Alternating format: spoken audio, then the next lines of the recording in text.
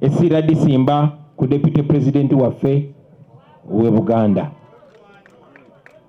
Sebo tukwaniriza nnyo, twebaza Katonda olw'okutukuwa, tukwebaza olw'okukkiriza obuvunaanyizibwa obwo. Tukwenyumirizamu, tukukkiririzaamu, tukwesiga, naye okusingira ddala twesiga omutwe gwo tugwesiga, twagala kwesiga kati mutima gwo.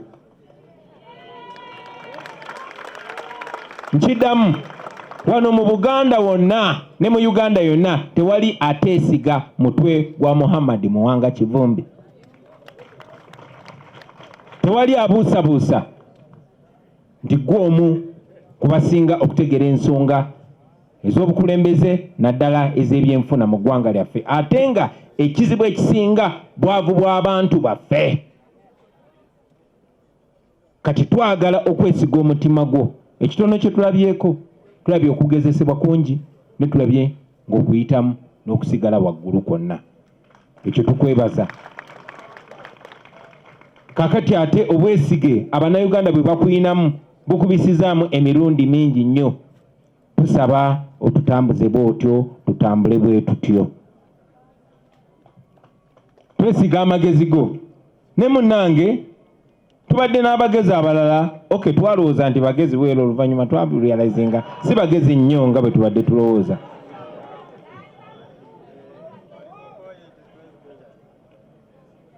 Njagala ssebo okujjukiza nti wano e Buganda gwe mutima gwa struggle yaffe. Wano twagala osooka okuwamba wano. Kati tubaatuwaawo. Katulina kusinziira wano. Bwe musinziira we waate wateredde, eri gye mugenda wajja kucyankalana. Museveni bwe yamanya nti we tusinziira tukapukyalinzeewo, n'ayagala atucyankalanye. Kubanga bw'oba ogenda kubuuka oba olina okubeera ku flow ngeri faamu. Bw'obeera ng'ogenda kubuuka ng'osinziira ku flow etali faamu, tosobola kusinziira bulungi n'obuuka n'ogenda wala gy'oyagala. So Museveni ya making sure wana acyankalanyawo yimiddire ku peva eno n'agisikawo nasaawa enda eno n'agisikawo ng'ate ebiseera ebisinga agulangule. So ssebo tuli wano mu Buganda twagala okutereezaawo, tusobole ng'okusinziirawo tutereeze ewalala. Oli musajja Muganda, tukusaba ennono yaffe ogitambulireko, ogiyigirize n'abalala. Wano mu Buganda twakuzibwa, tuyigirizibwa okuba n'empisa, okuba n'obuntu bulamu, naye n'okuswala kintu kikulu. So ssebo twesunze okulaba ng'otambula n'ezo values. Gwe chairperson waffe owa Buganda Caucus, gwe chairperson waffe wa Public Accounts Committee, era otukulembedde mu bifo bingi n'otukulembera bulungi. Kati ate kino twagala osseemu n'amasavu, kuba twagalamu amasavu mangi. Uganda tubadde ne challenge.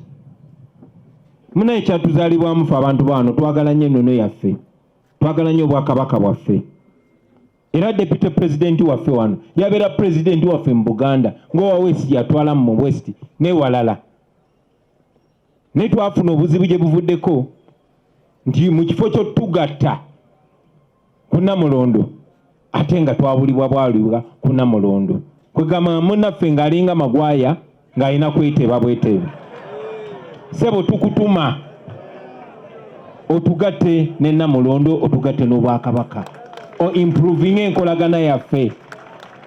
Njagala okutika obubaka buno mu butongole, obutwala embuga, obagambe abatwogerera si be baffe. Singa tufuna omukisa okweyogerera, twandigwagadde nnyo tweyogerere. Naye engeri gye tukuyina, ate ng'oweebwa bulungi nnyo ekitiibwa, ate nga gwe chairperson w'ababaka bakiikirira ekitundu kya Buganda, tukusaba otuseeyo obubaka bwaffe nti tuli bawulize, tuli basajja ba Kabaka na bazaana ba Kabaka. Tutambulira mu kkubo liri lyennyini erya Beni Kiwanuka, nti wadde tuli b'e Buganda naye twagala Uganda yonna. Era Uganda yonna twagala eterere kuba Buganda tesobola kutereera nga Karamoja teteredde, nga Ankole teteredde, nga West Nile teteredde. N'ebitundu ebyo byonna bwe biyambibwa ne biterera tujja kweyagala n'abantu bano bajja kweyagala. So obubaka obwo obutwale embuga. Otulamusize bene mugambe tumwagala nnyo.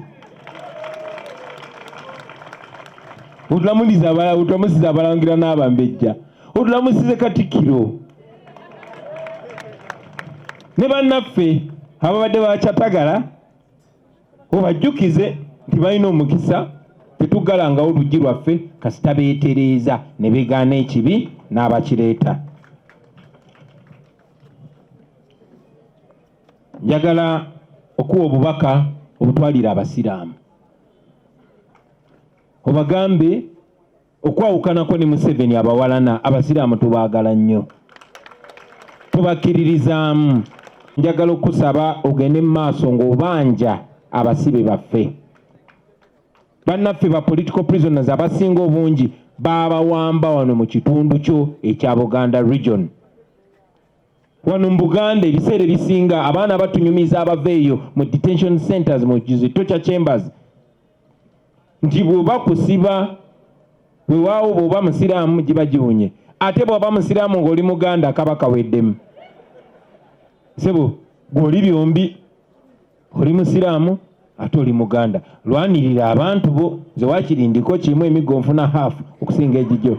So lwanirira abantu baffe omakinge sure ekyo kicommunicatinga. Njagala okwaniriza, njagala okubaaniriza mwenna.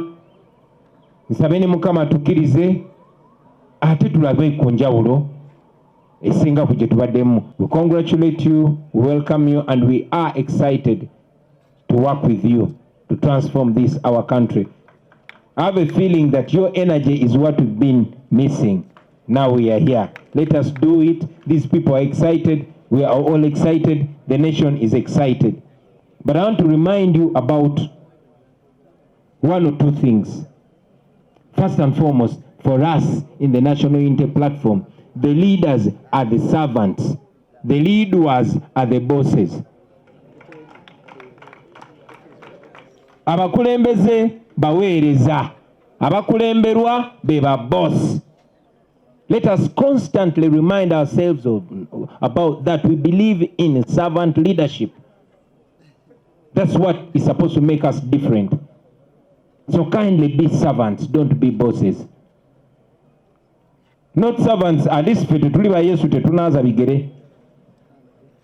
N'ebisigadde byonna tubeera bawuliriza era tubeera baweereza eri abantu betuweereza. I want to remind you about our values.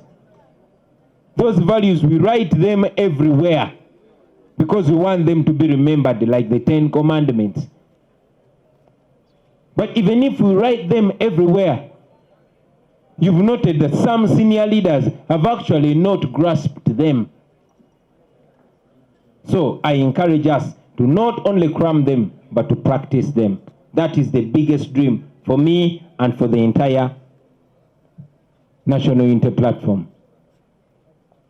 Katika ngende kuba Deputy President, in fact, in particular, owawano Deputy President owa Western Uganda, Comrade Lewis ne Comrade Katana banabikubulira nnyabo mu Lunyankole Lukiga.